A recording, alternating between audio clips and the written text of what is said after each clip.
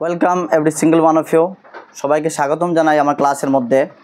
আজকে একটি নতুন ক্লাস নিয়ে আসলাম। এই ক্লাসটি হচ্ছে ম্যাথসের প্রথম ক্লাস। ম্যাথস বলেছিলাম যে আসাম যখন সিটেটের এক্সাম শেষ হয়ে যাবে 7 জুলাইয়ের পর থেকে ক্লাস শুরু করব। ডেইলি 2টি করে ক্লাস করার চেষ্টা করব। তো লাস্ট ডেতে একটু ব্যস্ততার কারণ ক্লাস নিতে পারিনি, দুঃখিত। আজকে থেকে আপনাদের ক্লাস শুরু হয়েছে, ক্লাস হবে কন্টিনিউয়াসলি। এবং আপনারা সবাই জানেন এক্সামের ডেট দেওয়া হয়ে গিয়েছে। থার্ড গ্রেড, ফোর্থ গ্রেডের এক্সাম সেপ্টেম্বর মাসে হবে। যেভাবে আমি প্রেডিকশন করেছিলাম পূর্বে যে সেপ্টেম্বর মাসে এক্সাম শুরু হবে, তো 15 সেপ্টেম্বরের থেকে শুরু হবে। 3টি ফেজে এক্সাম হবে, আপনারা সবাই জানেন। আমি একটি ক্লাসের মধ্যে একটি ভিডিওর মধ্যে আলোচনা করেছি কী কী হতে পারে। অনেকে আমাকে ডাউট হয়েছিল, জিজ্ঞাসা করেছিলেন, আমি তৈরি করেছি, আপনারা দেখতে পারেন গিয়ে, ভিডিও ডিসক্রিপশনে রয়েছে। তারপর হচ্ছে ফোর্থ গ্রেডের এক্সাম হবে 20 অক্টোবরে হবে, অর্থাৎ এখন অবধি পর্যন্ত থার্ড গ্রেডের জন্য 2 মান্থ রয়েছে এবং ফোর্থ গ্রেডের জন্য 3 মান্থ থেকেও বেশি সময় রয়েছে। তো আপনাদের জন্য এখন সময়টা খুব ইম্পর্টেন্ট। যারা আসাম রিক্রুটমেন্টের এক্সাম দিতে যাচ্ছেন, তো আপনাদেরকে বলে দিই 2 month enough for any competitive exam. যে কোনো কম্পিটিটিভ এক্সাম ক্র্যাক করার জন্য 2 মাস যথেষ্ট হবে। তো থার্ড গ্রেড অ্যান্ড ফোর্থ গ্রেডের যে বাংলা টপিক বা ম্যাথসের যে টপিকগুলি রয়েছে, এই ম্যাথসের টপিকগুলি আমি দেখেছি 20টি অথবা 22টির মতো চ্যাপ্টার্স রয়েছে। 20টি চ্যাপ্টার 22টি চ্যাপ্টার রয়েছে। আমি চেষ্টা করব প্রত্যেক একটি ক্লাসের মধ্যে যাতে একটি চ্যাপ্টার কভার করতে পারি ম্যাথসের। এবং ইংলিশের তেমনিভাবে 20টি ক্লাস হলে আমাদের ইংলিশ শেষ হয়ে যাবে। তারপরে রিজনিংয়ের যদি 20টি ক্লাস হয় তাহলে রিজনিংও শেষ হয়ে যাবে। এবং SST অ্যান্ড জেনারেল নলেজের 13টির মতো ক্লাস হয়েছে। আরও ক্লাস যেগুলি রয়েছে আমরা এগুলি করব ফ্রিকুয়েন্টলি। এবং সিলেবাস এক্সামের পূর্বে অর্থাৎ জুলাই মাস চলছে, জুলাই, তারপর হচ্ছে সেপ্টেম্বর, অক্টোবর, জুলাই, তারপরে হচ্ছে আগস্ট মাসের শেষের দিকে আমরা বিলকুল সিলেবাস কভার করে নেব। আপনারা কন্টিনিউয়াসলি ওয়াচ করবেন এবং সঙ্গে থাকবেন, দেখবেন আপনাদের প্রত্যেকটি সাবজেক্টের কনসেপচুয়াল আন্ডারস্ট্যান্ডিং হবে এবং কভার হবে। আজকে ক্লাসের মধ্যে আমরা কী কী আলোচনা করব, এই একটি হচ্ছে চ্যাপ্টার নাম্বার সিস্টেম, একটি চ্যাপ্টার। এই ক্লাসটি সবার জন্য ইম্পর্টেন্ট। আপনারা দেখতে পাচ্ছেন থাম্বনেইলের মধ্যে আমি কোনো মেনশন করিনি যে ADR, টাইটেলে গিয়ে দেখতে পারেন যে যে ম্যাথসের ক্লাস হচ্ছে। এই ম্যাথসের ক্লাসটি যারা 6 to অথবা 5 to 10-এর মধ্যে স্টাডি করছেন, একাডেমিক দিক থেকে স্কুলে স্টাডি করছেন, তাদের জন্য ইম্পর্টেন্ট ক্লাসটি। তারপরে যারা ADR এক্সাম দিতে যাচ্ছেন, আপনাদের তো মোস্ট ইম্পর্টেন্ট। এবং কম্পিটিটিভ এনি এক্সাম হতে পারে, যেমন SSCর এক্সাম হতে পারে, তারপরে সিটেটের এক্সাম হতে পারে, টেটের এক্সাম হতে পারে। প্রত্যেকটি কম্পিটিটিভ এক্সামের জন্য এই ক্লাসটি ইম্পর্টেন্ট। ইভেন আমি বলতে পারি সামনের মান্থে চলে আসবে, অ্যাডভার্টাইজমেন্ট আসবে, অথবা এই মান্থের শেষের দিকে আসতে পারে। DLED পেটের এক্সাম রয়েছে, প্রি এন্ট্রান্স টেস্ট, যে DLED অ্যাডমিশনের জন্য যে এক্সাম নেওয়া হয়, এই এক্সামের জন্য এই ক্লাসটি ইম্পর্টেন্ট। অর্থাৎ সবার জন্য ক্লাসটি ইম্পর্টেন্ট। এবং ইভেন 5-6-এর ছাত্রও দেখতে পারে এই ক্লাসটি। আপনার যদি ভাই বোন কেউ হয়ে থাকে, নাম্বারের মধ্যে, গণিতের মধ্যে উইক হয়ে থাকে, তাহলে ক্লাসটি দিয়ে দেবেন। ডেফিনেটলি নাম্বার সিস্টেমের মধ্যে আর কোনো ডাউট থাকবে না। আর যারা কম্পিটিটিভ এক্সামের ফিল্ডে রয়েছেন, আপনাদের জন্য তো মোস্ট ইম্পর্টেন্ট রয়েছে। আজকে ক্লাসটি আমরা শুরু করি। আজকের ক্লাসের মধ্যে আমরা আলোচনা করব নাম্বার 1 টপিক হচ্ছে টাইপস অফ নাম্বার। আমরা দেখব নাম্বারের কী কী প্রকার রয়েছে। দেখেন টাইপস অফ নাম্বার আমি একটি ডায়াগ্রাম নিয়ে এসেছি যাতে আপনাদেরকে ভালো করে বোঝাতে পারি। কীভাবে এক্সামে আসে তাও নিয়ে আলোচনা করব। যে স্মলেস্ট নাম্বার কি, গ্রেটেস্ট নাম্বার কি, smallest prime number, greatest prime number কী কী হতে পারে। তারপরে দেখেন এই জায়গার মধ্যে রিয়েল নাম্বার, পুরো ডায়াগ্রাম নিয়ে এসেছি, আমরা আলোচনার মাধ্যমে বোঝার চেষ্টা করব। তারপর দেখেন নেক্সট টপিক আমরা আলোচনা করব face value and place value. একটি নাম্বারের 2টি মান হয়ে থাকে, একটি অঙ্কের 2টি মান হয়ে থাকে, এই মান নিয়ে আলোচনা করব। তারপরে আমরা ডিভাইসিবিলিটি টেস্ট দেখব, যে একটি সংখ্যাকে আপনি কিভাবে ডিভাইস করবেন। অনেক বড় বড় সংখ্যা দেওয়া হয় সিটেট, টেটের মধ্যে, এবং SSC এক্সামস বা APDC এক্সামস রয়েছে, যে কোনো এক্সাম রয়েছে, এক্সামে যাওয়ার পর অনেক বড় বড় ডিভাইড দেওয়া হয়, যেগুলি করতে অনেক কষ্ট হয়ে থাকে। কিভাবে করবেন শর্ট ট্রিক আমরা শিখব। তারপরে আমরা দেখব 2 বেজ নাম্বার সিস্টেম, যাকে বাইনারি নাম্বার বলা হয়, তা দেখব। সিটেট, টেট প্রত্যেকটি এক্সামের কম্পিটিটিভ এক্সামে আসে। তারপরে এই চ্যাপ্টারের মধ্যে আমরা ক্লিয়ার করব unit digit of an expression. কীভাবে ইউনিট ডিজিট আপনি জানবেন। একটি নাম্বার দিয়ে বললো, এই নাম্বারকে আপনি পূরণ করে, ভাগ করে, মাইনাস করে তার ইউনিট ডিজিট কী হবে, এই সিস্টেমটাও আমরা আলোচনা করব। এবং এই পুরাটা কনসেপ্ট শেষ হওয়ার পর আমরা দেখব কোয়েশনের একটি সিরিজ নিয়ে আসবো। অর্থাৎ এই ক্লাসের মধ্যেই সর্বশেষ আমরা এই ক্লাসটি রেজ করে আমরা কয়েকটি কোয়েশনস এই প্রত্যেকটি টপিক থেকে কী কী হতে পারে, কী কী এসেছিলো তা নিয়ে আলোচনা করব। তো আজকের ক্লাসটি মোস্ট ইম্পর্টেন্ট হচ্ছে সবার জন্য। তো আপনারা দেখবেন আমরা শুরু করি প্রথম থেকে, অর্থাৎ নাম্বার সিস্টেম, অর্থাৎ সংখ্যা পদ্ধতি। এই ক্লাসটি এত ইম্পর্টেন্ট, যদি এই ক্লাসটি আপনি না বোঝেন তো পরবর্তী সময়ে যে ক্লাসেসগুলি হবে ম্যাথসের বুঝতে পারবেন না। আমাদের অনেকে ভাই বোন আমরা দেখেছি যে অনেক ছাত্র আমার রয়েছে যারা ম্যাথসের মধ্যে উইক হয়ে থাকে, কারণই হচ্ছে যে ফান্ডামেন্টাল তাদের নলেজ নেই, অর্থাৎ ফাউন্ডেশনাল যে নলেজ প্রয়োজন, এলিমেন্টারি নলেজের প্রয়োজন, এই নলেজগুলি নেই, এই জন্য কঠিন হয়ে থাকে। অনেকে পরিমেয় সংখ্যা চেনে না, এই পরিমেয় সংখ্যা কী, তারপরে ইন্টিজার কী, অখণ্ড সংখ্যা কী, পূর্ণ সংখ্যা কী, এগুলি জানে না। তো আজকে ক্লাসের পর থেকে আমি আশা করি আপনাদের একটা পয়েন্টের মধ্যে ডাউট থাকবে না, বিলকুল ক্লিয়ার হয়ে যাবে। তো আমরা ক্লাস শুরু করি। নাম্বার আমি লিখেছি, নাম্বার হচ্ছে দুই ধরনের। প্রথমত নাম্বার হচ্ছে দুই ধরনের, ভালো করে বুঝবেন, একটু সময় দিয়ে মাইন্ড ফ্রেশ করে ভালো করে বুঝবেন, লাইফের একটি স্টাডি হবে, লাইফের সারা জীবন আপনার মনে থাকবে। তো নাম্বার হচ্ছে প্রথমত দুই ধরনের, আপনারা দেখতে পাচ্ছেন। মেবি আমাকে অনেকে বলেছেন একটু ক্লিয়ার হয় না, তো আপনারা কী করবেন, রেজুলেশন বাড়িয়ে দেখবেন, তখন বুঝতে পারবেন এবং আমার কথাগুলি শুনবেন। আমি তো প্রত্যেকটি টপিকে মুখ দিয়ে বলছি, অরেলি বলছি, তো আপনি যদি শুনেন নিশ্চয়ই ডেফিনেটলি বুঝবেন। তো নাম্বার হচ্ছে দুই ধরনের। নাম্বার ওয়ান আমরা জানবো, নাম্বার ওয়ান হচ্ছে রিয়েল নাম্বার, যাকে বাস্তব সংখ্যা বাংলাতে বলা হয়, এবং সেকেন্ড হচ্ছে কমপ্লেক্স নাম্বার অথবা আনরিয়েল নাম্বার বলা হয়, যাকে অবাস্তব সংখ্যা বলা হয়। এখন আমরা জানি বাস্তব সংখ্যা কাকে বলে, অর্থাৎ শূন্য সহ জিরো থেকে নিয়ে ঋণাত্মক এবং ধনাত্মক। ঋণাত্মক সংখ্যাকে বলা হয় পজিটিভ অ্যান্ড ধনাত্মক সংখ্যাকে বলা হয়, ধনাত্মককে বলা হয় পজিটিভ, ঋণাত্মককে বলা হয় কি বলা হয়, নেগেটিভ। অর্থাৎ ঋণাত্মক বলতে আপনি বুঝতে পারছেন নেগেটিভ। নেগেটিভ কি, নেগেটিভ হচ্ছে মাইনাস হবে সবসময়, নেগেটিভ কী হয়, মাইনাস হয়। আর ধনাত্মক কী হয়, প্লাস হয়। তো নেগেটিভ হচ্ছে মাইনাস, তার এই জন্য ঋণাত্মক এসেছে। আর পজিটিভ হচ্ছে ধনাত্মক, তাকে বলে তা হচ্ছে প্লাস। অর্থাৎ শূন্য সহ জিরো থেকে নিয়ে, এই জায়গায় যদি আমি একটি লাইন আমি তৈরি করি, এই জায়গায় লাইন তৈরি করি, তাহলে আপনারা দেখবেন এই জায়গায় যদি আমি শূন্য দেই, এই পাশে যা হবে তা হবে এই দিক দিয়ে ধনাত্মক সংখ্যা হবে, এই দিক দিয়ে যা হবে তার ঋণাত্মক সংখ্যা হবে। যেমন এই জায়গায় কী হবে, -1, -2, তারপরে -3 হবে, -4 হবে, এই জায়গায় 1 হবে, 2 হবে, 3 হবে, 4 হবে। অর্থাৎ এই জিরো থেকে নিয়ে মাইনাসের যা সংখ্যা হতে পারে, জিরো থেকে নিয়ে প্লাসের যা সংখ্যা হতে পারে, প্রত্যেক সকল সংখ্যাকে একত্রিতভাবে সকল সংখ্যাকে বলা হয় রিয়েল নাম্বার। মনে রাখবেন এই জায়গার মধ্যে কনফিউজ যেন না থাকে। এখন যদি আপনাকে প্রশ্নের মধ্যে, এক্সামের মধ্যে আসে যে সব থেকে স্মলেস্ট রিয়েল নাম্বার, তো আপনি বলবেন স্মলেস্ট রিয়েল নাম্বার নেই, ইনফিনিট, কেননা কখনো গিয়ে এই স্মলেস্ট আপনি পাবেন না। এইভাবে মাইনাস দিয়ে শেষ হবে না, লাইফ শেষ হয়ে যাবে কিন্তু নাম্বার শেষ হবে না। সেম যদি আপনাকে বলা হয় গ্রেটেস্ট রিয়েল নাম্বার আছে নাকি, গ্রেটেস্ট রিয়েল নাম্বারও নেই, তা হবে ইনফিনিট। মনে রাখবেন এই দুইটি পয়েন্ট। তারপরে আমরা দেখব কমপ্লেক্স নাম্বার কি, অবাস্তব সংখ্যা কি। অবাস্তব সংখ্যা আমাদের কাজে আসে না, তারপরে জানা রাখা প্রয়োজন, কেউ হয়তো আপনাকে কখনো জিজ্ঞাসা করতে পারে। কমপ্লেক্স নাম্বার হচ্ছে যে ঋণাত্মক সংখ্যা, অর্থাৎ নেগেটিভ নাম্বারের বর্গমূলকে কমপ্লেক্স নাম্বার বলা হয়। কেননা আমরা সবাই জানি ঋণাত্মক সংখ্যা এবং ধনাত্মক সংখ্যা উভয় সংখ্যারই বর্গমূল সবসময় ধনাত্মক হয়ে থাকে। মনে রাখবেন ঋণাত্মক এবং ধনাত্মক উভয় সংখ্যার বর্গমূল সবসময় ধনাত্মক হয়ে থাকে। বাট পার্টিকুলারলি যদি আপনি দেখেন ঋণাত্মক সংখ্যা, যেমন আমি যদি একটি এক্সাম্পল দেখি, যেমন যদি আমি এ লিখি, এ ইকুয়াল টু √1 যদি আমি দিয়ে থাকি, -1টি হচ্ছে ঋণাত্মক সংখ্যা, আর বর্গমূল যেহেতু বলছি, তো এই √1 যদি দিয়ে থাকি, তাহলে কি এ স্কোয়ার কী হবে, -1। এই জায়গার মধ্যে এই যে সংখ্যাটি হচ্ছে তা হচ্ছে অবাস্তব সংখ্যা, তাকে বলা হয় অবাস্তব সংখ্যা। এই অবাস্তব সংখ্যা কি, অবাস্তব সংখ্যার আরও নাম রয়েছে, যেমন কাল্পনিক সংখ্যাও বলা হয় এবং অবাস্তব সংখ্যাকে বলা হয় শূন্য বাস্তব সংখ্যাও বলা হয়। অর্থাৎ এর কোনো বাস্তবতা নেই, এর কোনো প্রেজেন্টেশন নেই। এই সংখ্যাটি আমাদের এক্সামের জন্য কোনো প্রয়োজন নেই এবং ম্যাথসের মধ্যে কাজে আসে না। সায়েন্টিস্ট যারা রয়েছেন তারা এই সংখ্যা নিয়ে গবেষণা করেন, অন্যান্য কাজের মধ্যে প্রয়োগ করে থাকেন। আশা করি আপনারা রিয়েল নাম্বার যাকে বাংলাতে বাস্তব সংখ্যা বলা হয় এবং কমপ্লেক্স নাম্বার যাকে বাংলাতে অবাস্তব সংখ্যা বলা হয় তা নিয়ে কোনো ডাউট নেই, ক্লিয়ার হয়ে গিয়েছে। এখন দেখবো আমরা রিয়েল নাম্বারকে আবার দুই ভাগে ভাগ করা হয়েছে, ভালো করে বুঝবেন, তারপরে আমি আস্কিং করবো, আপনাদেরকে জবাব দিতে হবে। রিয়েল নাম্বারকে আবার দুই ভাগে ভাগ করা হয়েছে।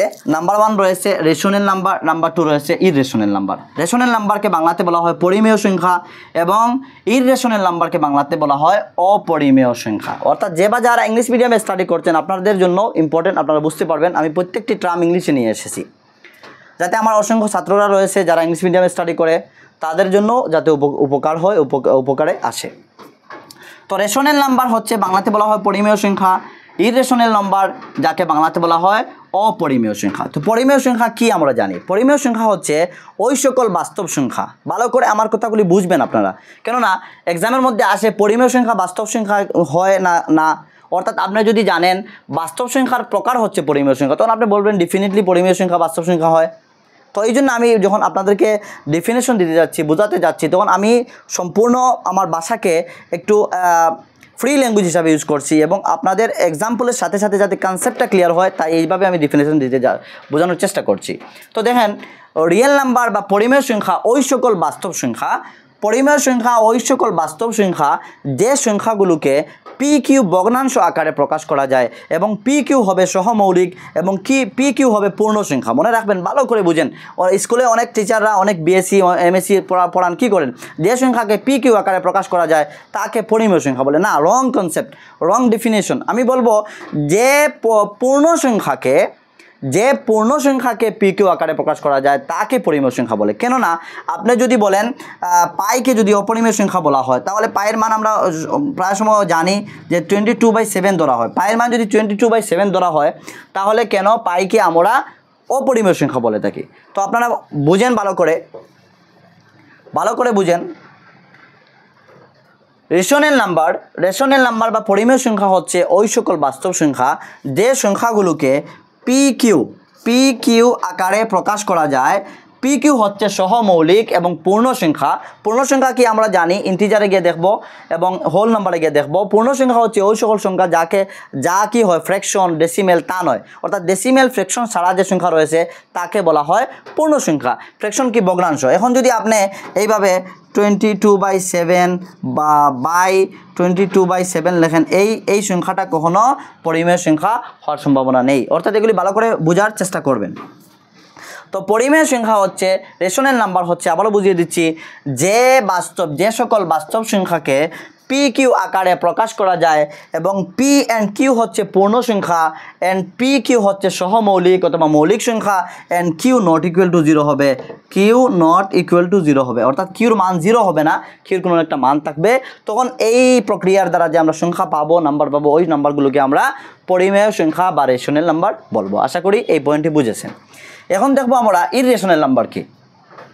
ইররেশনাল নাম্বার হচ্ছে ওই সকল বাস্তব সংখ্যা, দেখেন ইররেশনাল নাম্বারও হচ্ছে বাস্তব সংখ্যা, কেননা বাস্তব সংখ্যার প্রকার আপনারা দেখতে পাচ্ছেন ডায়াগ্রামটি ভালো করে। তো ওই সকল বাস্তব সংখ্যা, ইররেশনাল নাম্বার হচ্ছে ওই সকল বাস্তব সংখ্যা যে বাস্তব সংখ্যাগুলোকে পি কিউ ভগ্নাংশ আকারে প্রকাশ করা যায় না, অর্থাৎ তারা সহমৌলিক নয়, অর্থাৎ তারা কোনো পূর্ণ সংখ্যা নয়, তাকে বলা হয় অপরিমেয় সংখ্যা। অপরিমেয় সংখ্যার এক্সাম্পল হচ্ছে আপনারা বলতে পারেন যেমন রুট যুক্ত যে সংখ্যাগুলি রয়েছে, √2, √7, √5, এগুলি হচ্ছে সব অপরিমেয় সংখ্যা।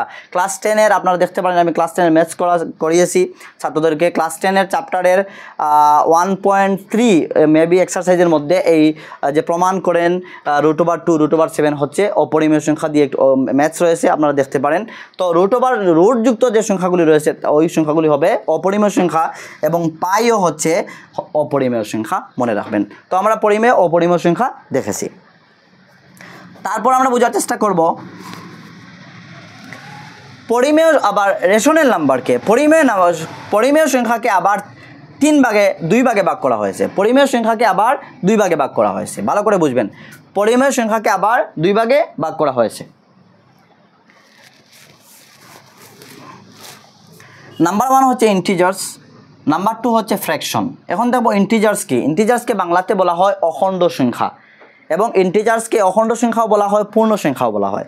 অখণ্ড সংখ্যা কি? যে সংখ্যা খণ্ড নয়, অর্থাৎ ভাগ নয়, তাকে বলা হয় integers. There are 2 types of integers আমরা দেখব। ইন্টিজার্সের মধ্যে আবার 3 ধরনের ইন্টিজার্স হয়ে থাকে, এগুলি নিয়ে আলোচনা করব। তো দেখি ইন্টিজার্স কি। ইন্টিজার্স হচ্ছে ওই সকল সংখ্যা যে সংখ্যা ফ্র্যাকশন হবে না, ডেসিমেল হবে না, অর্থাৎ যে সংখ্যাগুলো পয়েন্ট হবে না, পয়েন্ট আকারে হবে না, ডেসিমেল পূর্ণ হবে না এবং ফ্র্যাকশন হবে না, ওই সকল সংখ্যাকে ইন্টিজার্স বা অখণ্ড সংখ্যা বলা হয় অথবা পূর্ণ সংখ্যা বলা হয়, মনে রাখবেন। পূর্ণ সংখ্যা, অখণ্ড সংখ্যা মানে যে সংখ্যা খণ্ড নয়, অর্থাৎ পূর্ণ সংখ্যা। তারপরে হচ্ছে ফ্র্যাকশন কি? ভগ্নাংশ। তো আমরা ইন্টিজার্সের তিনটি প্রকার রয়েছে, এই জায়গায় আমরা আলোচনা করব। ফ্র্যাকশন আলোচনা করে নেই, এই পাশে আমি লিখেছি ফ্র্যাকশনের অনেকটা প্রকার রয়েছে, যেহেতু এই জায়গায় লেখা সম্ভব হবে না, তাই এই জন্য আমি এই জায়গায় লিখেছি। আপনারা ভালো করে বুঝবেন ফ্র্যাকশন মিনস ভগ্নাংশ। এই ভগ্নাংশের 6টা প্রকার রয়েছে, আমার স্টাডির মধ্যে আমি যা পেয়েছি তা নিয়ে এসেছি। আপনারা দেখবেন এই প্রকারগুলি কী কী হতে পারে এবং কিভাবে আপনারা বুঝবেন জানবেন। তো নাম্বার 1 আমরা দেখি, এগুলি হচ্ছে বেসিক কনসেপ্ট। এগুলি যদি না বুঝেন তাহলে ফার্দার ক্লাস যখন ম্যাথসের হবে আপনারা বুঝবেন না। অনেকে ট্রিগোনোমেট্রি অনেক হার্ড ফিল করেন, ইনশাল্লাহ আমি যদি ট্রিগোনোমেট্রি আপনাদেরকে পড়াই বা আপনাদেরকে যদি আমি গাইড করি, দেখবেন সব থেকে ইজি একটি চ্যাপ্টার। আপনাকে সাইড চিনতে হবে, ট্রায়াঙ্গেল চিনতে হবে, লাইন চিনতে হবে, লাইন সেগমেন্ট কি জানতে হবে। তো আমি প্রথমে লাইনের একটি ক্লাস নেব, তারপরে ট্রিগোনোমেট্রি ক্লাস নেব। দেখবেন একদম ইজি হচ্ছে, কোনো সূত্র মুখস্থ করার প্রয়োজন নেই। সাইন কস টেন কসেক সেক কট এগুলি আপনি কীভাবে শিখবেন একদম ইজিলি আপনাদেরকে উপস্থাপন করার চেষ্টা করব।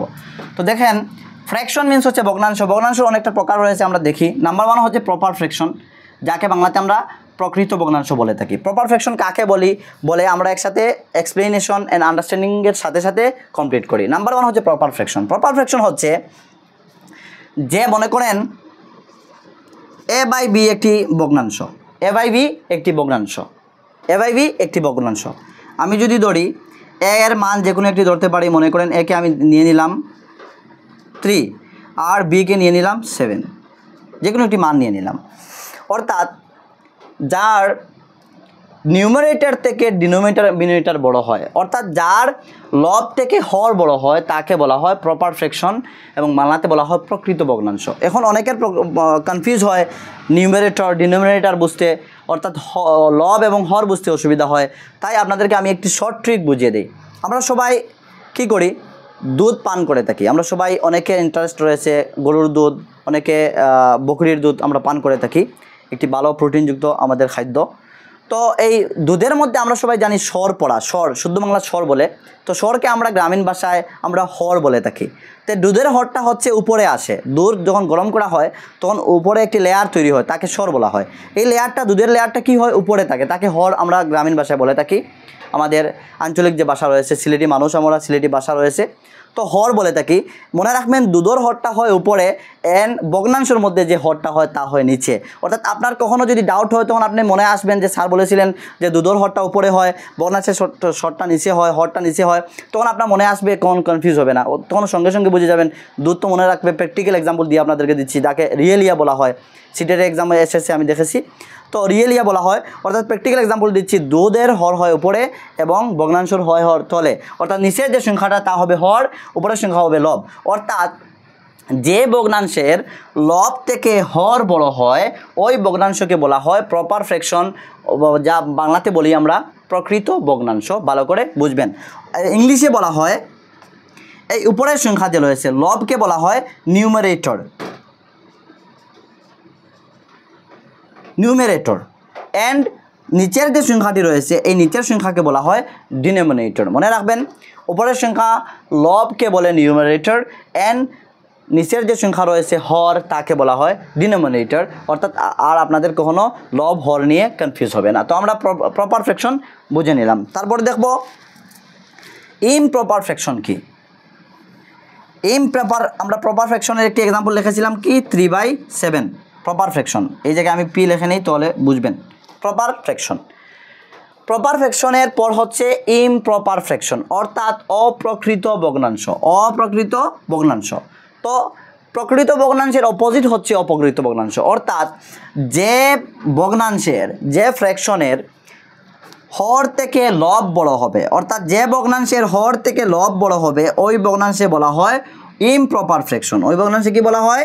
Improper fraction. ভালো করে বুঝবেন। এই জায়গায় আমি এক্সাম্পল দিয়ে আপনাদেরকে বুঝিয়ে দিচ্ছি।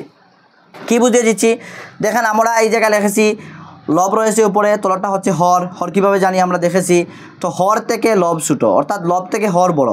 এই জায়গার মধ্যে লব থেকে হর বড়, এই হচ্ছে প্রপার ফ্র্যাকশন। আর যে জায়গার মধ্যে হর থেকে লব বড় আসবে, অর্থাৎ লব বড় হবে হর ছোটো হবে, এই হবে ইমপ্রপার ফ্র্যাকশন। এখন প্রপার ইমপ্রপার আপনারা বুঝে নিয়েছেন। এখন দেখি আমরা মিক্সড ফ্র্যাকশনকে বলা হয় বাংলাতে মিশ্র ভগ্নাংশ। ভালো করে বুঝবেন, মিক্সড ফ্র্যাকশনকে বাংলাতে বলা হয় মিশ্র ভগ্নাংশ। মিশ্র ভগ্নাংশ কাকে বলে? মিশ্র ভগ্নাংশ হচ্ছে প্রত্যেক ইমপ্রপার ফ্র্যাকশনকে মিশ্র ভগ্নাংশ বলে যখন তাকে আমরা সমস্ত আকারে লিখি। ভালো করে বুঝেন, প্রত্যেক ইমপ্রপার ফ্র্যাকশনকে মিক্স ফ্র্যাকশন বলে। প্রত্যেক অপকৃত ভগ্নাংশকে কি বলা হয়?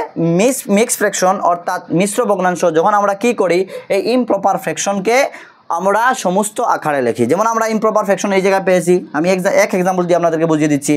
ইমপ্রপার ফ্র্যাকশনকে যখন আমরা সমস্ত আকারে নিয়ে যাব, অর্থাৎ 3 দিয়ে আমরা যদি 7কে কাটাকাটি করি, তাহলে 3 7-এর মাঝে 2 টাইমস যাবে, অর্থাৎ 3 2 = 6 হবে।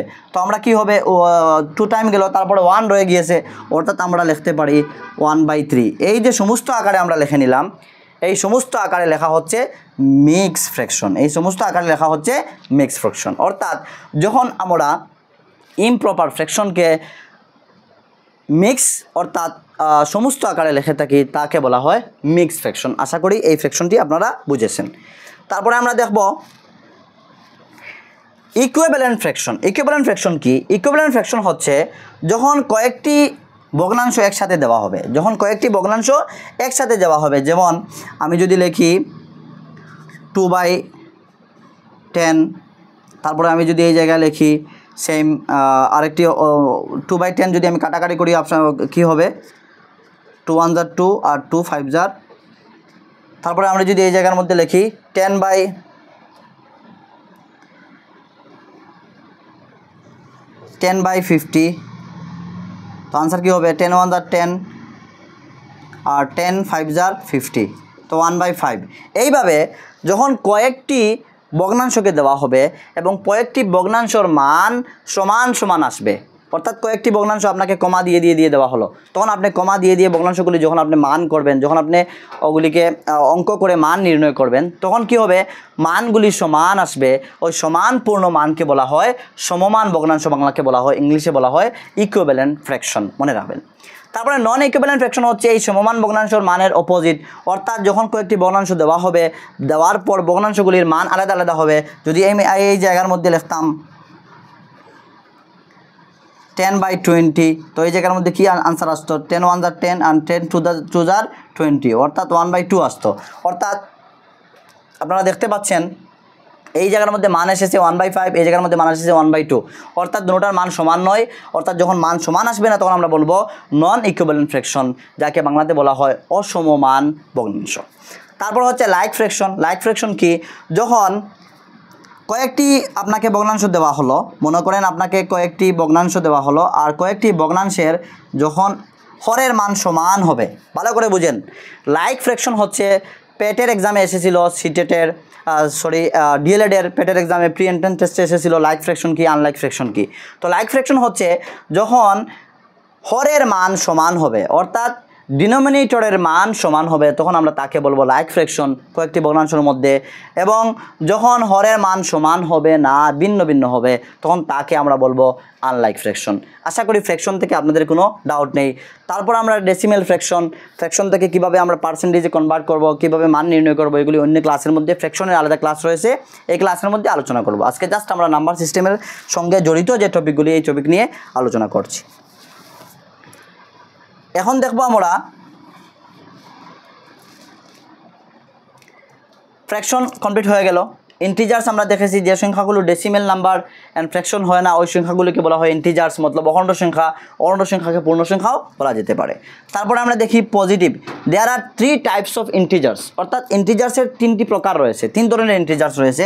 নাম্বার 1 হচ্ছে পজিটিভ ইন্টিজার্স, নাম্বার 2 হচ্ছে নেগেটিভ ইন্টিজার্স, অ্যান্ড নাম্বার 3 আপনারা দেখতে পাচ্ছেন আমি ডায়াগ্রামের মধ্যে, এই জায়গার মধ্যে দুইটি, এই জায়গার একটি পার্ট, এই জায়গায় একটি পার্ট রয়েছে, এই জায়গায় লম্বা একটি এরো দিয়ে আমি নিচে নিয়ে এসেছি হোল নাম্বার। অর্থাৎ ইন্টিজার্সের আরও 3টি প্রকার রয়েছে।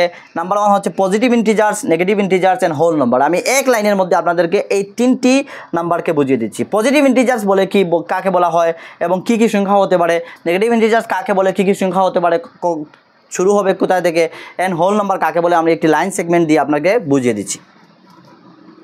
আমি একটি লাইন অঙ্কন করলাম, ভালো করে দেখবেন, আমার পেন একটু ডিস্টার্ব করে, কখনো ইঙ্ক আসতে অসুবিধা হয়। তো এই লাইনের মধ্যে যদি আমি মধ্য থেকে শুরু করি, এই জায়গা যদি 0 দিয়ে থাকি, তাহলে এই পাশগুলি হবে, আপনারা দেখতে পাচ্ছেন 1 2 3 4 এইভাবে যাবে এইদিকে। এই পাশগুলি হবে -1 -2 -3 এইভাবে আসবে। অর্থাৎ এই জায়গায় মনে করেন ইন্টিজার্স রয়েছে, এই জায়গাটা হচ্ছে ইন্টিজার্স, এই সবকে বলা হয় ইন্টিজার্স, অখণ্ড সংখ্যা। অর্থাৎ এগুলি কোনো ডেসিমেল আকারে নেই, কোনো ভগ্নাংশ আকারে নেই, এই সব সংখ্যাকে বলা হয় ইন্টিজার্স। এই ইন্টিজার্সকে 3 ভাগে ভাগ করা হয়েছে। কি 3 ভাগে ভাগ করা হয়েছে?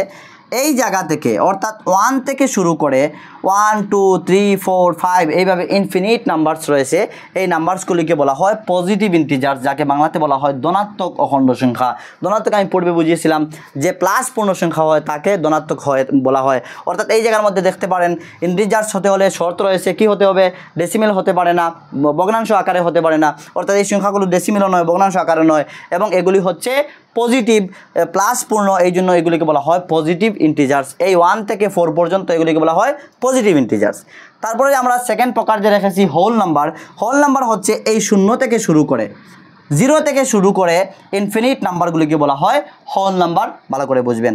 আর এই জায়গার মধ্যে যে আপনারা দেখতে পাচ্ছেন 0-র পূর্বে যে সংখ্যাগুলি রয়েছে, এই 0-র পূর্বের সংখ্যাগুলোকে যেমন -1 -2 -3 -4 এইভাবে ইনফিনিট হিসাবে যাবে, এই সংখ্যাগুলোকে বলা হয় নেগেটিভ ইন্টিজার। নেগেটিভ মিনস হচ্ছে ঋণাত্মক,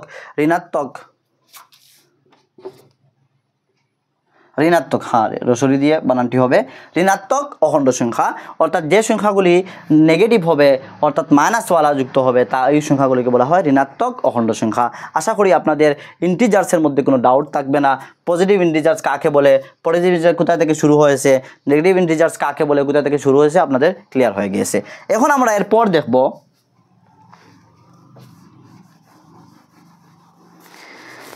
এরপরের টপিকের মধ্যে আমরা দেখব পজিটিভ ইন্টিজার্সকে আবার 4টি ভাগে ভাগ করা হয়েছে। ভালো করে বুঝেন একদম, আর জীবনে কখনো নাম্বারের মধ্যে কনফিউজ হবে না, এবং এক্সামের মধ্যে শর্ট মার্ক আছে, এগুলি নিয়ে আলোচনা করব। এই পয়েন্টটি শেষ করে নিই।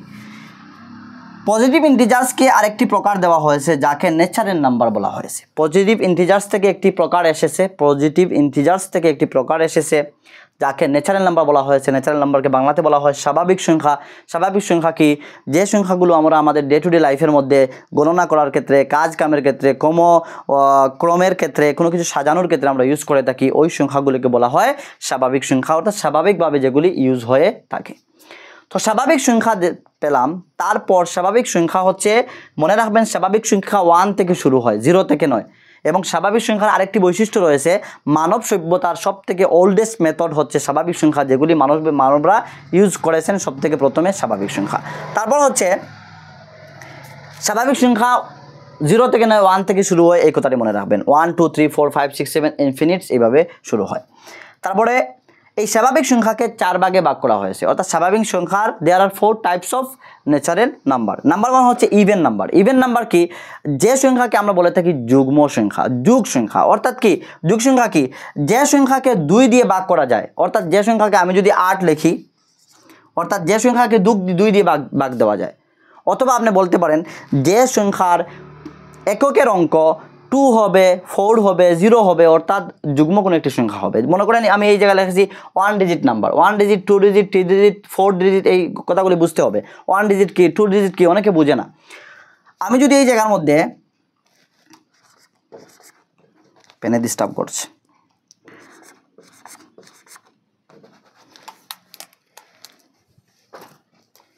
এই জায়গার মধ্যে আমি যদি লিখি 2 3 4 8 9, দেখেন এই সংখ্যাটা কিন্তু ইভেন নাম্বার না, কেননা শেষে 9 এসেছে, এই জন্য এই সংখ্যাটা ইভেন নাম্বার হবে না। যদি আমি 9টি ইরেজ করে নেই তাহলে দেখেন শেষে 8 এসেছে, এই সংখ্যাটা হচ্ছে ইভেন নাম্বার। তারপরে শেষে যদি আমি এই জায়গায় 0 দিয়ে দিই, অর্থাৎ 0 এবং যুগ্ম সংখ্যা যদি আসে তাহলে আপনি বলবেন এই সংখ্যাটি হচ্ছে ইভেন নাম্বার। এবং আমরা যখন এই ডিভাইসিবিলিটি টেস্ট দেব তখন দেখবেন যে সংখ্যার শেষে 0 সংখ্যাগুলি থাকে, ইভেন নাম্বার থাকে, যুগ্ম সংখ্যা থাকে, ওই সংখ্যাগুলিকে 2 দিয়ে ভাগ যায়। অর্থাৎ এই পূর্ণ সংখ্যাকে 2 দিয়ে ভাগ যাবে এবং এই সংখ্যা হচ্ছে একটি ইভেন নাম্বার। এই কথাটি মনে রাখবেন। তারপরে অড নাম্বার। অড নাম্বার কি? অড নাম্বারকে আমরা ইভেন নাম্বারকে বাংলাতে যুগ্ম সংখ্যা বলে, অড নাম্বারকে বাংলাতে বলা হয় অযুগ্ম সংখ্যা। মতলব হচ্ছে অযুগ্ম, যুগ্ম নয়। অর্থাৎ 3 হচ্ছে অড নাম্বার, 5 হচ্ছে অড নাম্বার, 7 হচ্ছে অড নাম্বার। আমি যদি 3টা সংখ্যাকে একত্রিত করে নিই তাহলে এই হবে অড নাম্বার। অর্থাৎ যার শেষে বেজোড় সংখ্যা হবে, বেজোড় সংখ্যাকে অড নাম্বার বলা হয়। তারপরে হচ্ছে প্রাইম নাম্বার। প্রাইম নাম্বারের মধ্যে 3টি কনসেপ্ট আপনাদেরকে ক্লিয়ার করতে হবে, ভালো করে বুঝবেন। সময় সংক্ষিপ্ত, মেবি ক্লাসটি সম্পূর্ণ করা যাবে না, এর পূর্বে নামাজের সময় হয়ে যাবে, এখনও সময় রয়েছে। একটু আমরা দেখে নিই, এই ক্লাসটা কমপক্ষে ডায়াগ্রামটা বুঝে নেই, তারপরে আমরা যদি চেষ্টা করি প্লেস ভ্যালু বোঝার চেষ্টা করব, এরপরে যদি সময় হয় এগুলি বোঝার চেষ্টা করব। তো প্রাইম নাম্বার, অড নাম্বার হচ্ছে বেজোড় সংখ্যা। প্রাইম নাম্বার কি?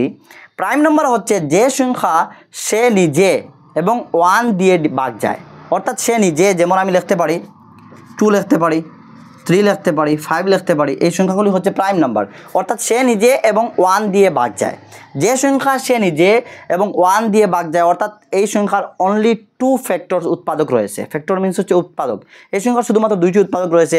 যে সংখ্যার 2টি উৎপাদক রয়েছে, কোন 2টি উৎপাদক? অর্থাৎ সে নিজে এবং 1, এই সংখ্যাকে বলা হয় প্রাইম নাম্বার। তো প্রাইম নাম্বারকে বাংলাতে বলা হয় মৌলিক সংখ্যা। প্রাইম নাম্বারকে বাংলাতে বলা হয় মৌলিক সংখ্যা। এবং প্রাইম নাম্বার, এরপরে আমরা দেখছি প্রাইম নাম্বার থেকে আরও 2টি কনসেপ্ট জানতে হবে। তারপর হচ্ছে কম্পোজিট নাম্বার। কম্পোজিট নাম্বার হচ্ছে কি? যে সংখ্যা সে নিজে 1 এবং আরও অন্যান্য তার উৎপাদক রয়েছে, ফ্যাক্টর রয়েছে, এই সংখ্যাকে বলা হয় কম্পোজিট নাম্বার। কম্পোজিট নাম্বার আপনি বলতে পারেন যৌগিক সংখ্যা। এই জায়গায় আমি লিখেছি বাংলাতে বলা হয় যৌগিক সংখ্যা। তো এখন আমরা এই নাম্বার সিস্টেম থেকে আমরা এই কথাগুলি বুঝে নিলাম। প্রাইম নাম্বার থেকে কয়েকটি আমাদেরকে কনসেপ্ট জানতে হবে। নাম্বার 1 হচ্ছে ক প্রাইম নাম্বার। ক প্রাইম নাম্বার কাকে বলে?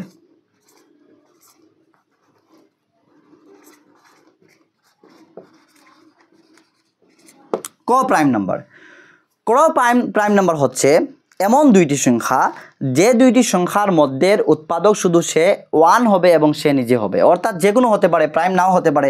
যেমন আমি যদি এই জায়গায় 9 লিখি, 25 লিখি, এই জায়গার মধ্যে আপনারা দেখতে পাচ্ছেন 9, 25, অথবা আমি যে কোনো একটি সংখ্যা লিখে নিলাম, মনে করেন আমি লিখলাম 3 and 7 লিখে নিলাম। তো এই জায়গার মধ্যে যদি আপনি এই নাম্বারকে ভাঙেন, এই নাম্বারকে আপনি উৎপাদকে যোগ করেন, তাহলে কি হবে? এই নাম্বারের কি আসবে? এই নাম্বারে HCF অর্থাৎ গসাগু সবসময় 1 আসবে, অর্থাৎ এই নাম্বারে 1 না, ওই নাম্বারের মধ্যে তার উৎপাদক হবে 1 হবে। অর্থাৎ ক প্রাইম নাম্বার হচ্ছে এমন 2টি সংখ্যা, তা প্রাইম নাম্বার হতে পারে, নাও হতে পারে। অর্থাৎ এই যে ব্র্যাকেটের মধ্যে 2টি নাম্বার লেখা হবে, তা প্রাইম হতে পারে, নাও হতে পারে, কিন্তু ফ্যাক্ট হচ্ছে তারা এই 2টি সংখ্যার উৎপাদক 1 অ্যান্ড সে নিজে হবে, আর কোনো কিছু হবে না। যেমন আমি যদি মনে করি একটি সংখ্যাকে আপনাকে ডিভাইড করার জন্য দেওয়া হলো, 15 হচ্ছে একটি সংখ্যা যা প্রাইম নাম্বার না, এই 15 আমি দিয়ে দিলাম 15 অ্যান্ড আমি যদি দিয়ে দেই 7, এই জায়গার মধ্যে দেখতে পাচ্ছেন 15কে আমরা ভাঙতে পারবো, অনেক স্টাইলে ভাঙতে পারবো। 15 3 5 ভাঙতে পারি আমরা, কিন্তু এই জায়গার মধ্যে যদি আমরা 3 5 দিয়ে ভাঙি এবং 7কে যদি আমরা ভাঙতে যাই, তখন ভাঙা যাবে না, অর্থাৎ তার থেকে কোনো কমন কিছু আসবে না, গসাগু আসবে না, HCF আসবে না। তখন আমরা ওই নাম্বারকে ভাঙতে হবে 15 1 jar 15, তখন 1 আসবে। এই জায়গার মধ্যে আমরা ভাঙতে পারবো 7 1 jar 7, অর্থাৎ 1 কমন ফ্যাক্টর আসছে। অর্থাৎ যখন 2টি জোড়া সংখ্যার 1 ফ্যাক্টর আসবে, তখন তাকে ক প্রাইম নাম্বার বলা হয়। আশা করি বুঝেছেন। ক প্রাইম নাম্বার হচ্ছে সহমৌলিক। ক প্রাইমকে বাংলাতে বলা হয় সহমৌলিক। তারপর আরেকটা রয়েছে twins prime number. Twin prime number. Twin means হচ্ছে কি? 2। টুয়াইন প্রাইম নাম্বার 2। টুয়াইন্স আমরা সবাই জানি, টুয়াইন্স চিলড্রেন বলা হয় যারা জুড়ুয়া বাচ্চা হয়ে থাকে। তো টুয়াইন হচ্ছে ট্রু প্রাইম নাম্বার। যখন 2টি প্রাইম নাম্বারের ডিফারেন্স 2 আসবে, 2টি প্রাইম নাম্বার হতে হবে। প্রথমে দেখেন কো প্রাইমের মধ্যে 2টি সংখ্যা আসবে, কিন্তু প্রাইম নাম্বার নাও হতে পারে, ভালো করে বুঝবেন। এবং টুয়াইন প্রাইম নাম্বারের মধ্যে দুটি নাম্বার প্রাইম থেকে আসতে হবে এবং তার ডিফারেন্স 2 হবে, তখন তাকে টুয়াইন প্রাইম নাম্বার বলতে পারেন। যেমন আমি যদি লিখি 3 and 5, দেখতে পাচ্ছেন আপনারা 3 and 5 আমি লিখেছি। এই 3 and 5কে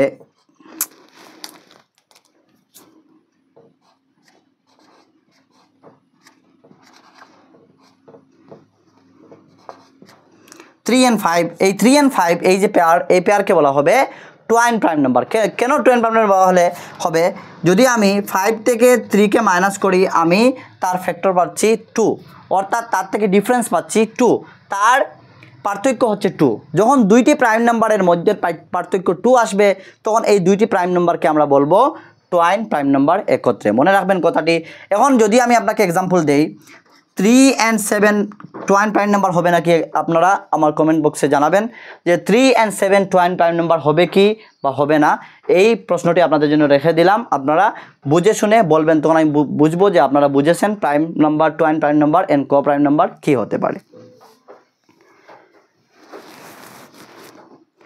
তো আমাদের এই পুরোটা পোর্শন আমরা বুঝে নিয়েছি, দেখে নিয়েছি। আপনারা স্ক্রিনশট করে এই ডায়াগ্রামটি লিখতে পারেন, আর্ট পেপারে লিখে আপনার ঘরের টেবিলের সামনে সাজাতে পারেন। টেবিল যত ডেকোরেট করবেন ভালো করে স্টাডি হবে। এখন দেখবো এক্সামে কিভাবে এই কনসেপ্ট থেকে এক্সামে আসে। নাম্বার 1 আপনাকে এক্সামের মধ্যে জিজ্ঞাসা করবে ডাউট ফিল করানোর জন্য যে what is the smallest number, সব থেকে ছোটো নাম্বার রিয়েল নাম্বার কি, অর্থাৎ কোনো রিয়েল নাম্বার ছোটো নেই, ইনফিনিট। সব থেকে বড় রিয়েল নাম্বার কি, কোনো বড় রিয়েল নাম্বার নেই, তা হচ্ছে ইনফিনিট। এখন দেখবো আমরা এক্সামের মধ্যে জিরোর কয় জায়গার মধ্যে ইউজ হয়ে থাকে। জিরো থেকে কী কী প্রশ্ন আসতে পারে, জিরো থেকে 4টি প্রশ্ন আসতে পারে, মনে রাখবেন। সব থেকে smallest rational number, smallest rational number হচ্ছে জিরো, স্মলেস্ট এস আর, ভালো করে বুঝবেন। এস মিন স্মলেস্ট রেশনাল নাম্বার হচ্ছে জিরো। নাম্বার 1 আমরা কনসেপ্ট পেলাম। তারপর হচ্ছে আমরা দেখেছি ইন্টিজার্স এর মধ্যে জিরো ইনক্লুড রয়েছে, তো বলতে পারি স্মলেস্ট ইন্টিজার্স, বলতে পারেন স্মলেস্ট ইন্টিজার্স হচ্ছে জিরো। তারপরে আমরা পজিটিভ ইন্টিজারের মধ্যে দেখেছি যে পজিটিভ ইন্টিজার্স জিরো থেকে শুরু হয়, whole number, not positive integers, whole number রয়েছে। যেমন আপনি বলতে পারেন হোল নাম্বার রয়েছে, হোল নাম্বার WN নাম্বার হচ্ছে জিরো, সব থেকে স্মলেস্ট হোল নাম্বার হচ্ছে জিরো। আমরা দেখেছি সব থেকে স্মলেস্ট হোল নাম্বার জিরো থেকে শুরু হয়েছে। তো এই 3টি জায়গার মধ্যে আমরা দেখতে পাচ্ছি যে জিরোর 3টি কোয়েশন কখনো এক্সামে আসতে পারে। সব থেকে স্মলেস্ট রেশনাল নাম্বার হচ্ছে জিরো, সব থেকে স্মলেস্ট ইন্টিজার্স হচ্ছে জিরো, তারপরে সব থেকে স্মলেস্ট হোল নাম্বার হচ্ছে জিরো। তো এই জিরো থেকে আমরা 3টি কনসেপ্ট পেয়ে গেলাম। তারপরে দেখবো 1 থেকে কী কী প্রশ্ন আসতে পারে এক্সামের মধ্যে। 1 আমরা দেখেছি সব থেকে, মনে রাখবেন, সব থেকে স্মলেস্ট প্রপার ফ্র্যাকশন হচ্ছে 1, সব থেকে স্মলেস্ট প্রপার ফ্র্যাকশন হচ্ছে 1। তারপরে আপনি বলতে পারেন স্মলেস্ট ন্যাচারাল নাম্বার হচ্ছে 1। আমি বলেছিলাম ন্যাচারাল নাম্বার 1 থেকে শুরু হয়, স্মলেস্ট ন্যাচারাল নাম্বার হচ্ছে 1, স্মলেস্ট প্রপার ফ্র্যাকশন হচ্ছে 1। তারপরে বলতে পারেন স্মলেস্ট অড নাম্বার হচ্ছে 1, অড নাম্বার থেকে শুরু হয়, স্মলেস্ট অড নাম্বার হচ্ছে 1। এবং 1 থেকে আরেকটি কনসেপ্ট আসে যে 1 নাইদার প্রাইম নাম্বার নর কম্পোজিট নাম্বার, 1 কোনো প্রাইম নাম্বারও নয়, কম্পোজিট নাম্বারও নয়, এই কথাটি মনে রাখবেন। এবং কখনো এক্সামের মধ্যে আসে -1 হচ্ছে স্মলেস্ট নেগেটিভ ইন্টিজার্স। আমরা দেখেছিলাম লাইনের মধ্যে যেই জায়গার মধ্যে যদি জিরো হয় এগুলি হচ্ছে পজিটিভ ইন্টিজার্স, এই দিকে যখন মাইনাস চলে আসবে তখন এগুলি হবে নেগেটিভ ইন্টিজার্স। অর্থাৎ আপনারা দেখতে পাচ্ছেন সব থেকে বড়, অর্থাৎ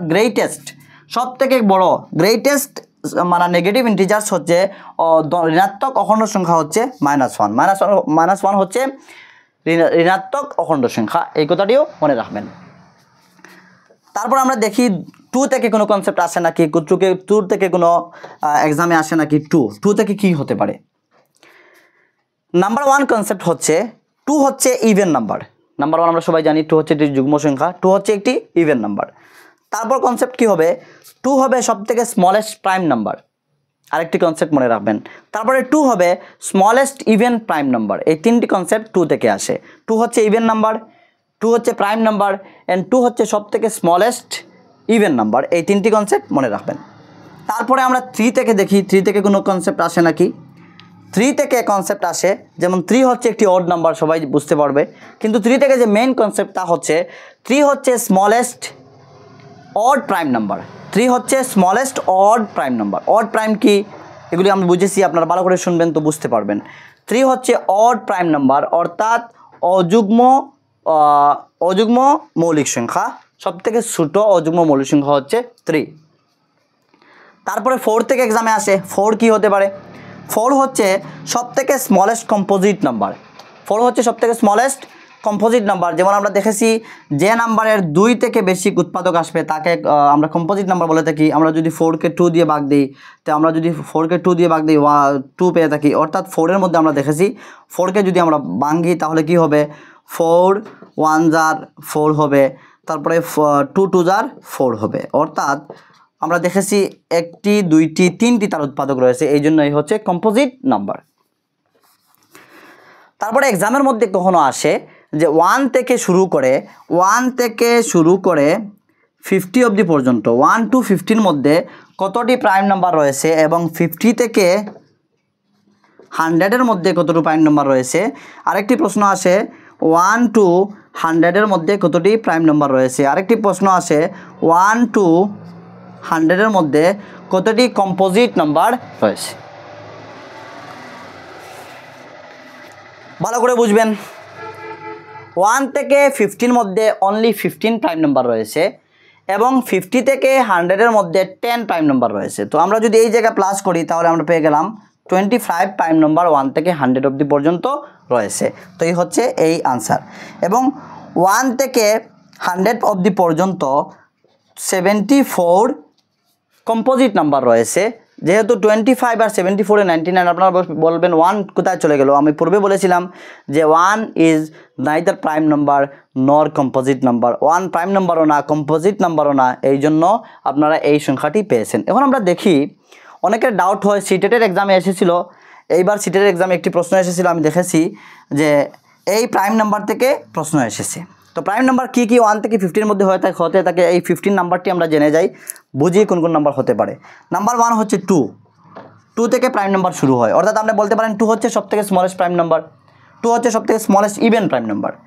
তারপর হবে 3, তারপর 5, তারপর 7, তারপর 11 হবে, 13 হবে, 17 হবে, 19 হবে, 23 হবে, 29 হবে, 31 হবে, 37 হবে, তারপরে 41 হবে, 43 হবে, 47 হবে। এগুলি হচ্ছে 1 থেকে 50 অবধি পর্যন্ত 15টি প্রাইম নাম্বার। দেখি আমরা 15টি হয়েছে কি নাকি। 1 2 3 4 5 6 7 8 9 10 11 12 13 14 15, অর্থাৎ আমাদের 15টি প্রাইম নাম্বার পেয়েছি। 1 থেকে 50 অবধি পর্যন্ত আমাদের 15টি প্রাইম নাম্বার রয়েছে। এগুলি এক্সামের মধ্যে আসে, এগুলি রিজনিংয়ের মধ্যেও আসে। রিজনিংয়ের মধ্যে কখনো প্রাইম নাম্বার সিরিজ আমরা দেখবো, যখন অ্যানালজি পড়বো রিজনিংয়ের, দেখবেন প্রাইম নাম্বার সিরিজের মধ্যে আপনাকে গ্যাপ দিয়ে দেবে, তখন প্রাইম নাম্বার সিরিজ আপনাকে বুঝতে হবে এবং প্রাইম নাম্বার বোঝাতে হবে। এগুলি মেমোরাইজ করে নেবেন, বুঝে নেবেন, শিখে নেবেন। তারপর হচ্ছে 50 থেকে 100 অবধি পর্যন্ত আমরা দেখব কতটি প্রাইম নাম্বার রয়েছে।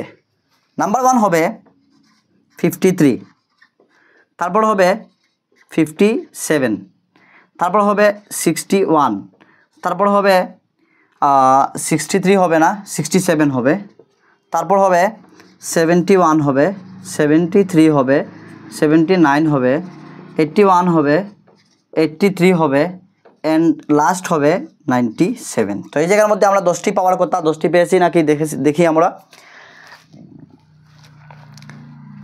1 2 3 4 5 6 7 8 9 10, অর্থাৎ এই জায়গায় আমরা 15টি পেয়েছি 1 থেকে 50-এর মধ্যে, এবং 50 থেকে 100-এর মধ্যে আমরা 10টি পেয়েছি, অর্থাৎ 15 আর 10-এ 25টি। টোটাল আমাদের প্রাইম নাম্বার 1 থেকে 100-এর মধ্যে 25টি প্রাইম নাম্বার রয়েছে। এগুলি আপনারা দেখে নেবেন, বুঝে নেবেন, ভালো করে শিখবেন এই প্রাইম নাম্বারগুলি। এবং কম্পোজিট নাম্বার রয়েছে 24 কম্পোজিট নাম্বার। আরেকটি কনসেপ্ট আমরা ক্লিয়ার করে নেই।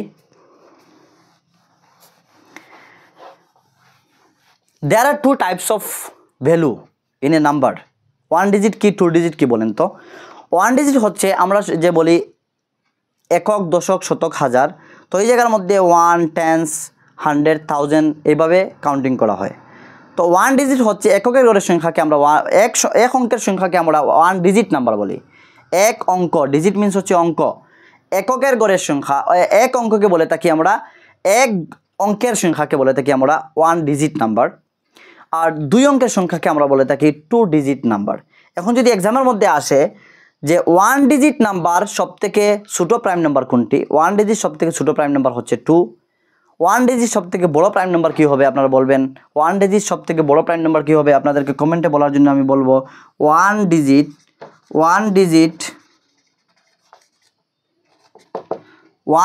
লার্জেস্ট প্রাইম নাম্বার কী হবে আপনারা বলবেন, বুঝে বলবেন।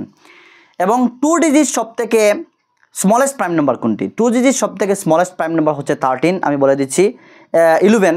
2 ডিজিট সবথেকে স্মলেস্ট প্রাইম নাম্বার হচ্ছে 11। এবং 2 ডিজিট সবথেকে গ্রেটেস্ট অথবা লার্জেস্ট প্রাইম নাম্বার কী হতে পারে আপনারা বলবেন। যদি না পারেন আমি নেক্সট ক্লাসের মধ্যে আপনাদেরকে বলে দেব। এই হলো কথা। এখন আমরা দেখব place value and face value কি। ডিজিট আপনারা বুঝেছেন, এক গড়ে এক অঙ্কের সংখ্যাকে বলা হয় 1 ডিজিট নাম্বার, 2 অঙ্কের সংখ্যাকে বলা হয় 2 ডিজিট নাম্বার, 3 অঙ্কের সংখ্যাকে বলা হয় 3 ডিজিট নাম্বার, 4 অঙ্কের সংখ্যাকে বলবে 4 digit number, 5 digit number, 6 digit number, এভাবে বলা হয়। তো প্লেস ভ্যালু ফেস ভ্যালু কি? Place face and place.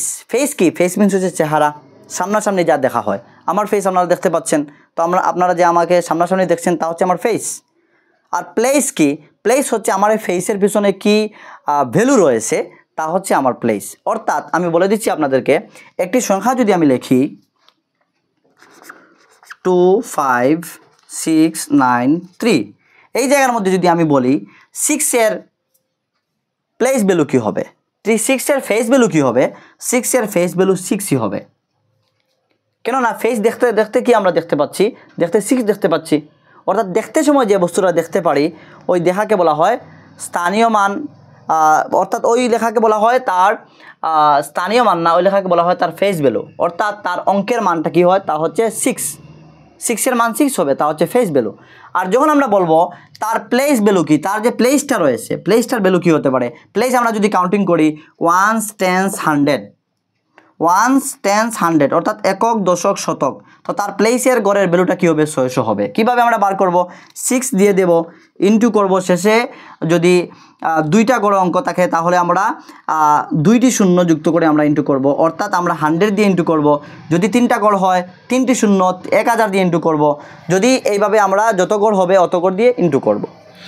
তো আরও ইজি আমি বলে দিই, যে সংখ্যা হবে ও সংখ্যার শেষে যতটা সংখ্যা হবে অতটা শূন্য যুক্ত করলেই হয়ে যাবে। যেমন 6 × 100 যদি আমরা বলি, তে 600 হলো 600 হয়ে গেল। আর যদি ডাইরেক্টলি আমি 6-এর পরে 2টি গড় রয়েছে 60 2টি শূন্য দিয়ে দিই তাহলে আনসার সমান হয়ে যাবে। অর্থাৎ প্লেস ভ্যালু ফেস ভ্যালু থেকে প্রত্যেকটি কম্পিটিটিভ এক্সামের মধ্যে আসে। অনেকে কী করেন এর মধ্যে ডাউট হয়ে যায়। তো আপনাকে এত ইজি বলবে না যে প্লেস ভ্যালু কী হবে, ফেস ভ্যালু কী হবে। আপনাকে কীভাবে প্রশ্ন করবে? এক্সামের মধ্যে প্রশ্ন আসবে যে এই জায়গার মধ্যে এই অঙ্কের 5 and 6 এর প্লেস ভ্যালুর ডিফারেন্স কত আসবে। যদি আপনাকে বলা হয় প্রশ্নটা যে 9 আর 6 এর প্লেস ভ্যালুর ডিফারেন্স কী হবে, আমরা জানি, আমরা পেয়েছি যে 6 এর প্লেস ভ্যালু হচ্ছে 600, আর 9 এর প্লেস ভ্যালু কী হবে? 9 এর সাথে আমরা 1 করে নেই, তাহলে 9 এর প্লেস ভ্যালু কী হবে? 9 এর প্লেস ভ্যালু ইন্টু 10, অর্থাৎ আমরা দেখতে পাচ্ছি 9 এর প্লেস ভ্যালু হবে 90। তো এখন ডিফারেন্স কি? অনেকের কনফিউজ হয় ডিফারেন্স কি, রেঞ্জ কি, তারপরে হচ্ছে সাম কি হয়, প্রোডাক্ট কি হয়। যখন এক্সামে বলবে যে the sum of two number, sum means যোগ করা, দুটো সংখ্যাকে যোগ করে যা আনসার হবে তা হবে সাম। যদি বলা হয় product of two number, product কি? দুইটি নাম্বারকে যখন পূরণ করে আপনি আনসার করবেন, ইনটু করে আনসার আউট করবেন, তা হচ্ছে প্রোডাক্ট অফ টু নাম্বার। যদি আপনাকে ডিফারেন্স বলে, ডিফারেন্স হচ্ছে মাইনাস করা, দুটি সংখ্যাকে মাইনাস করে যা পার্থক্য আসবে তা হচ্ছে ডিফারেন্স, তা হচ্ছে একটি সংখ্যার তার ডিফারেন্সের মান। তো আপনাকে প্রশ্ন করলো, আমরা প্রশ্ন নিয়ে আলোচনা করব নেক্সট সেশনে, সময় নেই এই জন্য একটু সংক্ষিপ্ত আকারে বুঝিয়ে দিচ্ছি যে এই জায়গায় 6 এর 9 এর প্লেস ভ্যালুর ডিফারেন্স কত আসবে। তো প্লেস ভ্যালু আমরা প্রথমে নিয়ে নিলাম, 6 এর প্লেস ভ্যালু হচ্ছে 600 আর 9 এর প্লেস ভ্যালু হচ্ছে 90। এখন এই জায়গার মধ্যে আমরা কী করব? মাইনাস করব। অর্থাৎ 600 মাইনাস 90 কী হবে? 600 থেকে মাইনাস 90 করলে 510 হয়ে যাবে আমার আনসার। এই হচ্ছে আমাদের আনসার। তো আশা করি আপনারা আজকের ক্লাসটি ভালো করে বুঝেছেন। এই ক্লাসের মধ্যে আমরা নাম্বার সিস্টেম নিয়ে আলোচনা করেছি, সম্পূর্ণ নাম্বারকে বুঝেছি, রিয়েল নাম্বার কি, কমপ্লেক্স নাম্বার কি, রেশনাল নাম্বার কি, ইরেশনাল নাম্বার কি, ইন্টিজার্স কি, ডায়াগ্রামটি আমরা বুঝেছি। এখন যদি আপনাকে জিজ্ঞাসা করা হয় যে ন্যাচারাল নাম্বার রেশনাল নাম্বার হয় নাকি, তো আপনি বলবেন definitely natural number rational number, কেননা রেশনাল নাম্বারের প্রকার থেকে ন্যাচারাল নাম্বার এসেছে। কম্পোজিট নাম্বার, সব কম্পোজিট নাম্বার ন্যাচারাল নাম্বার হবে, সব প্রাইম নাম্বার রিয়েল নাম্বার হবে, সব অড নাম্বার বাস্তব নাম্বার হবে, সব ইভেন নাম্বার রেশনাল নাম্বার হবে, সব ন্যাচারাল নাম্বার রেশনাল নাম্বার হবে, হ্যাঁ, সব তো পজিটিভ ইন্টিজার্স হবে রেশনাল নাম্বার। অর্থাৎ আমি ডায়াগ্রামটি আঁকার উদ্দেশ্যই হচ্ছে যে কোন সংখ্যা থেকে কোন সংখ্যা এসেছে, যদি আপনাকে উল্টো পাল্টু করে আস্কিং করে আপনি আনসারিং করতে পারতেন, এই জন্য নিয়ে এসেছি এবং বুঝিয়েছি আমার মতো করে। আপনারা বারবার শুনবেন, বোঝার চেষ্টা করবেন। এত ইম্পর্টেন্ট একটি ক্লাস, অনেকটা টায়ার্ড ফিল হচ্ছে, কেননা অনেক ক্লান্ত হয়ে লাস্ট ডেতে একটু শারীরিক অসুস্থতা রয়েছে। আপনারা আমার জন্য দোয়া করবেন যাতে আমি সুস্থ থাকি, ভালো থাকি, যাতে করে আপনাদের সার্ভ করতে পারি। ক্লাসগুলি এত ইম্পর্টেন্ট, আপনারা দেখবেন এবং বোঝার চেষ্টা করবেন। নাম্বার কনসেপ্ট থেকে কোনো ডাউট আসবে না। আমরা টাইপস অফ নাম্বার ক্লিয়ার করেছি and face value and place value clear করেছি, কিন্তু এই জায়গায় যেতে পারলাম না, সময়ের অভাব এই জন্য রয়েছে। আমাদের আজানের সময় হয়ে গিয়েছে, সময়ের অভাব রয়েছে। তো disability test, binary number and unit digit তেমন কনসেপ্ট কিছু নেই। আমরা তার থেকে নেক্সট যে চ্যাপ্টার নিয়ে আসবো, এই ক্লাসের মধ্যে একটি চ্যাপ্টার ক্লিয়ার করে নিলাম, অর্থাৎ নাম্বার সিস্টেম থেকে যে চ্যাপ্টার আসে, যে চ্যাপ্টার আমরা পুরো ক্লিয়ার করে নিলাম। নেক্সট চ্যাপ্টার নিয়ে যে চ্যাপ্টারটি নিয়ে আসবো, এই চ্যাপ্টারের মধ্যে এই 3টি টপিক আলোচনা করে নিয়ে নেব। তো আশা করি আপনারা সবাই ভালো থাকেন, সুস্থ থাকেন, স্টাডি ভালো করে করেন, কোনো ডাউট ফিল করবেন না, এক্সাম দেন, প্রত্যেকটি কম্পিটিটিভ এক্সাম ফেস করেন। যদি ক্লাসটি ভালো লাগে আপনারা কমেন্ট করবেন, লাইক করবেন, শেয়ার করবেন, আপনাদের ফ্রেন্ড সার্কেলে শেয়ার করে দেবেন।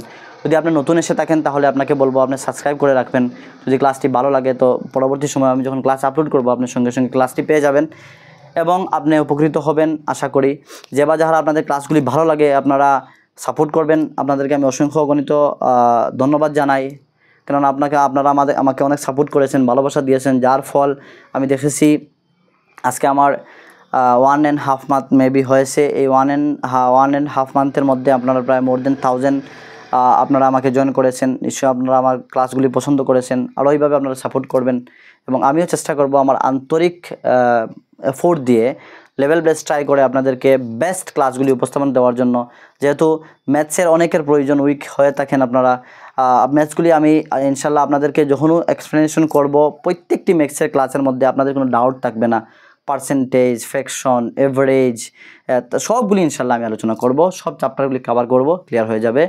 আপনাদের রিজনিংও কভার করব, ইংলিশও কভার করব। 20টি ক্লাসের মধ্যে ম্যাথস ক্লিয়ার হয়ে যাবে, 20টি ক্লাসের মধ্যে ইংলিশ ক্লিয়ার হয়ে যাবে, 20টি ক্লাসের মধ্যে রিজনিং ক্লিয়ার হয়ে যাবে। তারপর আপনাদের কোনো ডাউট থাকবে না, প্রত্যেকটি কম্পিটিটিভ এক্সামের মধ্যে আপনারা কনফিডেন্ট নিয়ে বসতে পারবেন। তো সবাই ভালো থাকেন, সুস্থ থাকেন, স্টাডি করেন। আমার জন্য সবাই দোয়া করবেন, আমিও সবার জন্য দোয়া করি। ভালো থাকো, সুস্থ থাকো। Thank you so much for watching.